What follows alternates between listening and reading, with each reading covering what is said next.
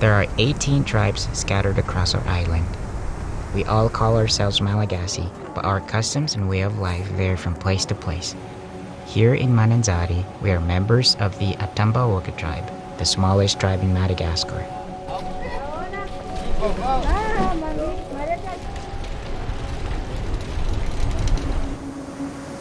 The ocean is our lifeblood here in Mananzari. We rely on the water for everything, from fishing and hunting to plant cultivation. We are surrounded on one side by salt water and fresh water on the other. Some of our largest exports are coffee, vanilla, and a variety of essential oil crops like vetiver, cinnamon, and clove.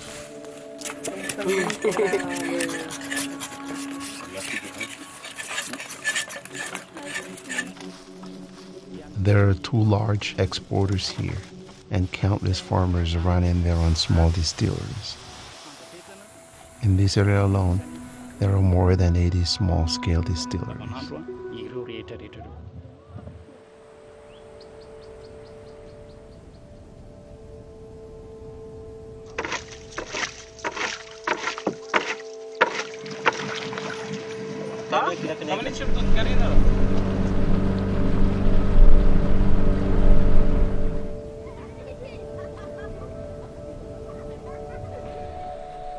Myself, man.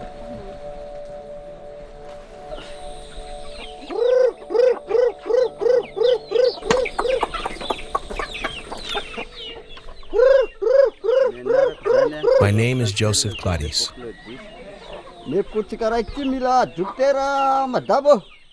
I've been a farmer here in Mananzari for 7 years now. My wife Rosine and I moved here after getting married, and we began farming coffee and rice.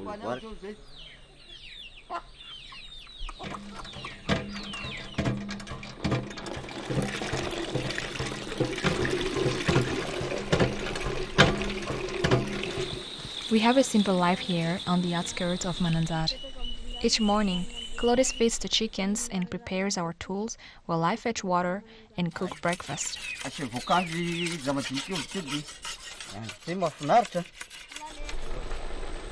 We live in a small community of close family, where we all take care of each other.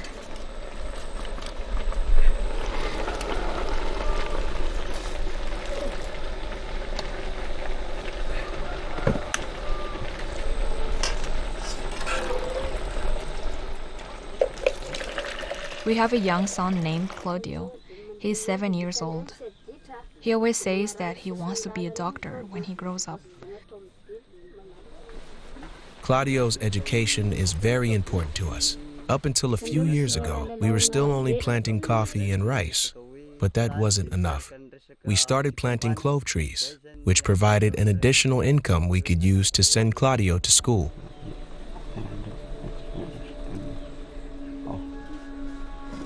There are no doctors this far away from the city. If someone needs to visit the doctor, it can be difficult to find transportation.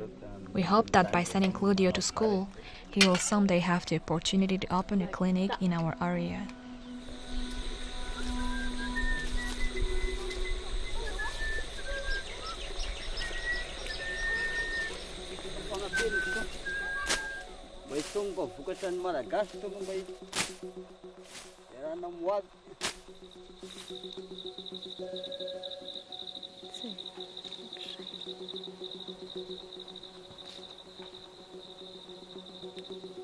Planting clove isn't enough to make us rich, but it does get Claudio his education and also allows us to save for the future.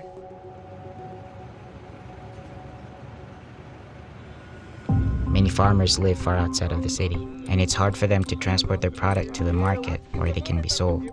Because of this, we've seen traders begin to appear in Mananzari, men who travel from farmer to farmer buying out their stock and taking it to the market. Middlemen are the biggest challenge. A trader might go to a farmer and buy out his stock of clove, and then sell it in the city market for double the buying price. If the farmer doesn't sell, he risks his supply spoiling, so he is forced to make a deal. Using some basic chemistry, a trader can pad their profits even further. trader, it can be immensely profitable to adulterate an essential oil. When it comes to clove, for example, there are 3 parts of the plant from which oil is acquired: the stem, the leaf, and the bud.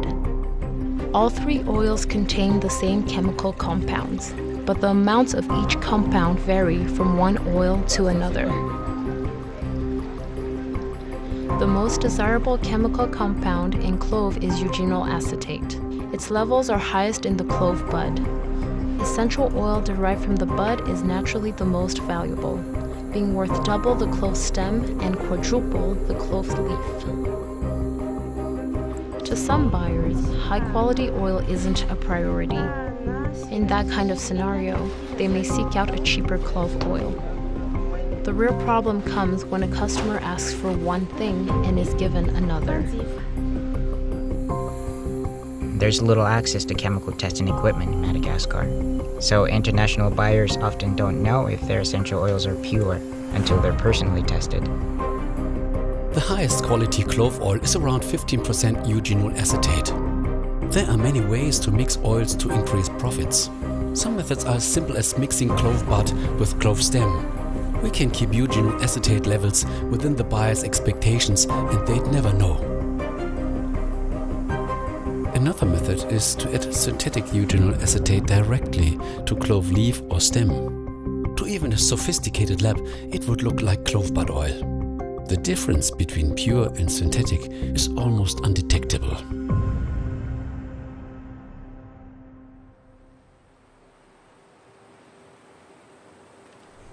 Naturally, most sellers claim their oils are pure, and it would be difficult to prove them wrong. To give our buyers confidence in the oil we produce, we ship our essential oils to one of the only labs on the island, in Antananarivo, our nation's capital. The tests we run in this lab are not comprehensive, but it gives our buyers some base levels to go off of.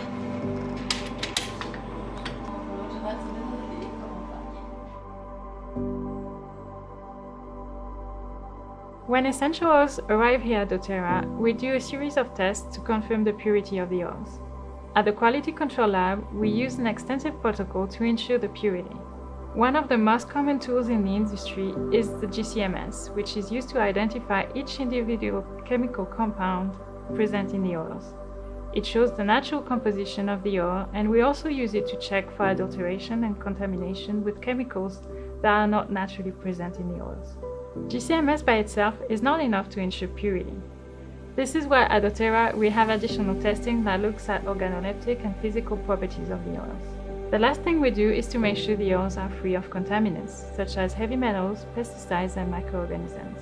Because our sourcing team works closely with our suppliers and quality is ensured at the source, we rarely see adulteration.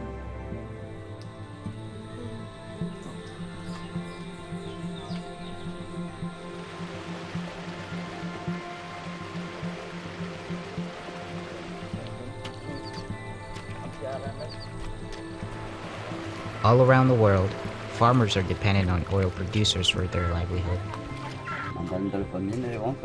Gladys and Rosine represent hundreds of thousands of farmers who work hard to provide an education and future opportunities for their children.